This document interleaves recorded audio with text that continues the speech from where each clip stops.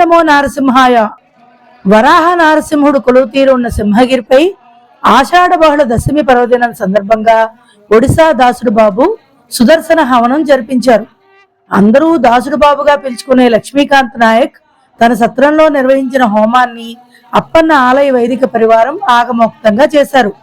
ఇప్పటికే అనేక ఆర్జిత సేవలు చేయించిన దాసుడు చివరిగా నిర్వహించిన హవనంలో భాగంగా సుదర్శన నారసింహ మంత్రాలతో సింహగిరి పరిసరాలు మారుమోగాయి.